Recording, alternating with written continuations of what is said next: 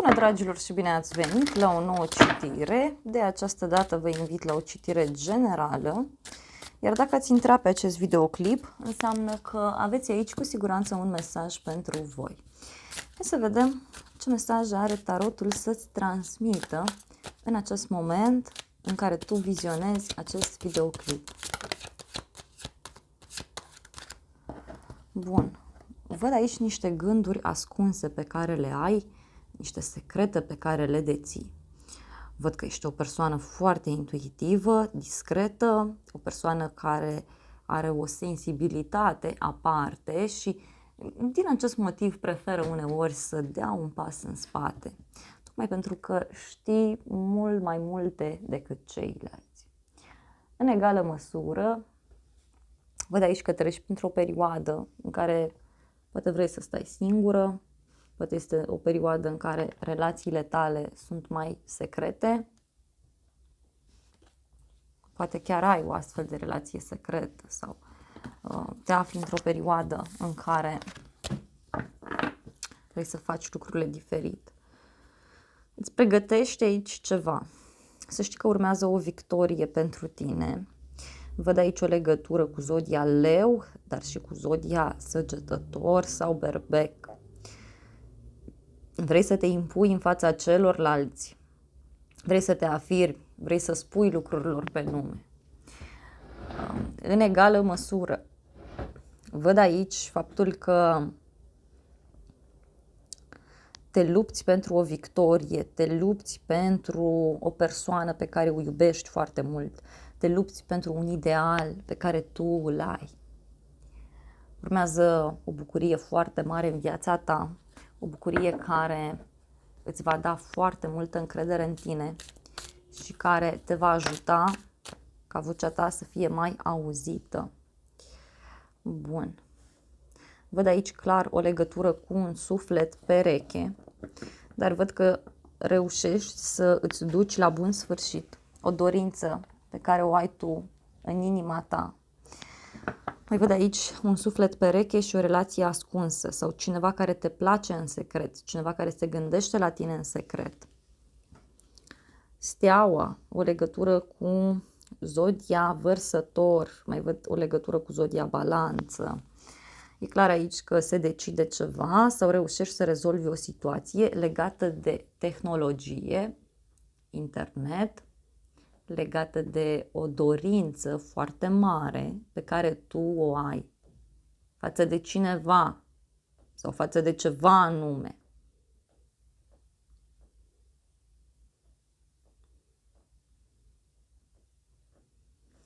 Rezolvi ceva legat de niște bani sau ceva legat de o situație importantă pentru tine. Ai foarte multă speranță că lucrurile se rezolvă și așa vor fi.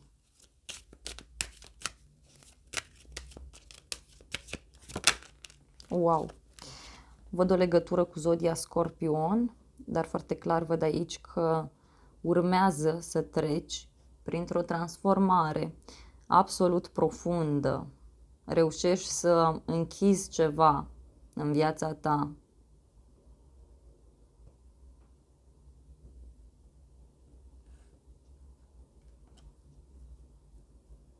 Transformi ceva.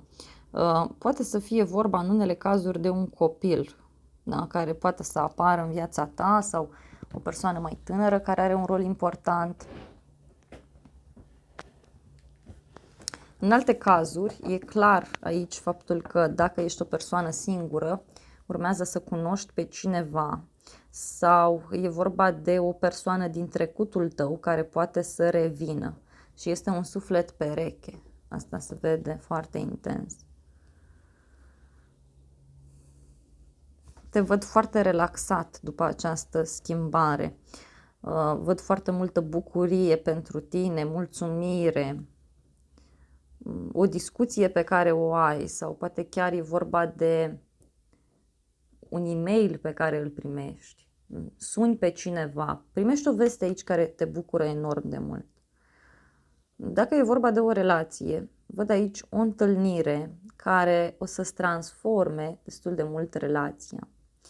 O întâlnire în cadrul căreia văd multă pasiune, văd multă comunicare.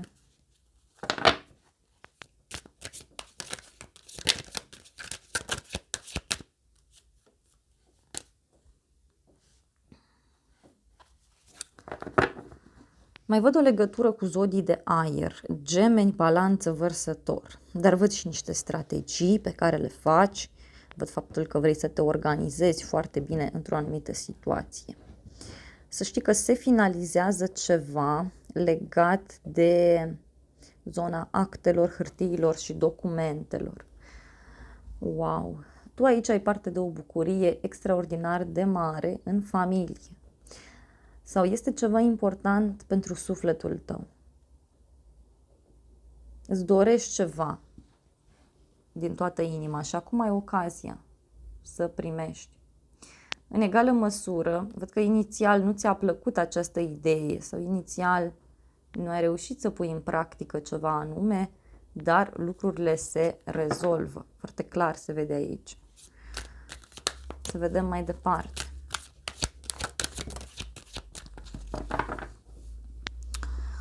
O legătură cu zodii de apă, Rac, Scorpion, Pești. Se vede clar aici.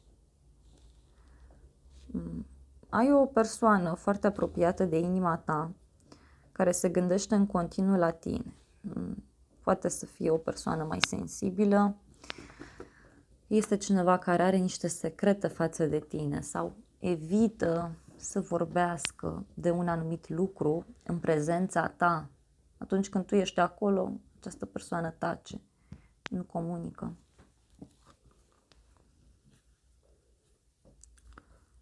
Văd pe cineva care poate ți-a zis niște vorbe care nu ți-au plăcut și te-au blocat. Pentru că 8 de spade aici înseamnă blocaj.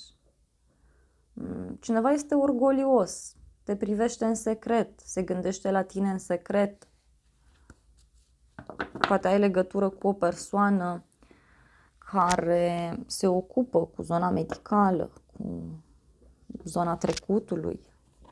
Este o persoană extrem de specială.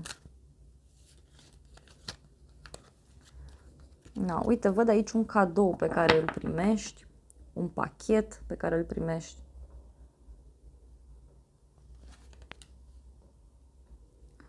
Se rezolvă ceva pentru inima ta. În unele cazuri poate să fie vorba de o împăcare. Uite, văd aici o legătură cu zodia Săgetător. E ceva ce vine din străinătate, ceva ce vine de la distanță, în alte cazuri.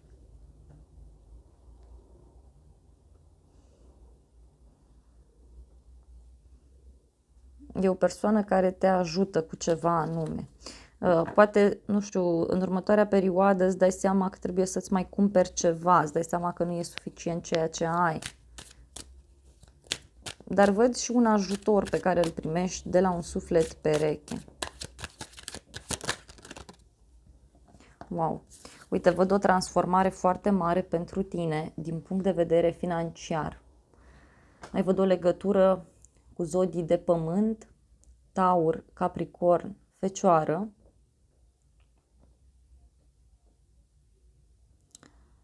O femeie independentă din punct de vedere financiar, persoană stabilă, sigură pe ea.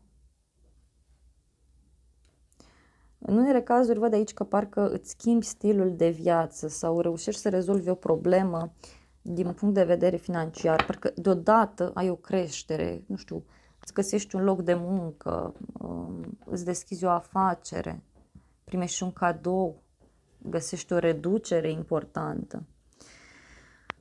3 de bâte, uite, e o primă deblocare pentru tine. Un pas înainte pe care îl faci, o victorie pe care o ai și văd faptul că vocea ta devine din ce în ce mai auzită. În egală măsură, văd ceva important care se întâmplă într-o zi de sărbătoare sau la o zi de naștere a unei persoane. Hai să vedem și regele de spade ce vrea să-ți spună. Wow! 4 de cupe. Pătrul de cupe poate să însemne și o stare de plictiseală, dar în egală măsură ți-aș recomanda să ai o foarte mare atenție la cineva care te invidiază. Este o persoană specială, este o persoană care, să zic așa,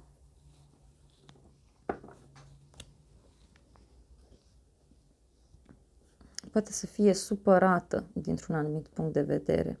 Văd pe cineva care, nu știu, ori nu te susține, ori relația cu un bărbat poate să nu mai funcționeze. Văd o persoană supărată, dar nu ești tu, e cineva din exteriorul tău.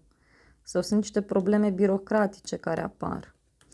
Uite, văd aici o persoană care își face foarte multe iluzii. Poate chiar cineva care își face niște planuri legate de o zi de naștere, legate de o vacanță, de un weekend, de o întâlnire, o petrecere. Și foarte clar se vede aici că ceva nu o să placă unei persoane. Mai iau o ultimă carte pentru această parte.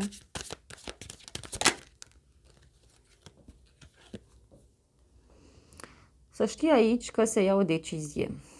Ai o persoană în viața ta care nu ți este favorabilă, cineva care nu are gânduri bune față de tine și care trebuie eliminată. Uite, apare o veste bună, apare un nou început, văd teamă, văd oboseală, dar e cazul să rezolvi ceva. E ceva ce ține de o relație de triunghi amoros, care se rezolvă, să știi. Însă este o problemă pentru un bărbat sau o problemă pentru o persoană care lucrează cu mintea, o persoană care lucrează cu actele. Dacă ești o persoană singură, vezi că după ce ai această schimbare din punct de vedere financiar, îți găsești un loc de muncă sau devii o persoană independentă, crești din punct de vedere financiar, vezi că ai ocazia să cunoști o nouă persoană, dar este cineva care e mai rigid, e mai dificil, e o persoană care are o influență mare asupra celorlalți, e șef sau conduce la muncă. Bun, dragilor, acestea au fost previziunile de această dată. Eu îți mulțumesc pentru atenție. Nu uita să te abonezi canalului, să apeși clopoțelul, apasă și butonul de like dacă ți-au plăcut previziunile. Astfel îmi poți mulțumi și te aștept cu drag la o altă citire dacă vrei să mai vizionezi. Nu uita să recomanzi canalul unei persoane dragi ție. Te îmbrățișez și îți doresc să ai parte de o zi sau de o seară cât mai frumoasă.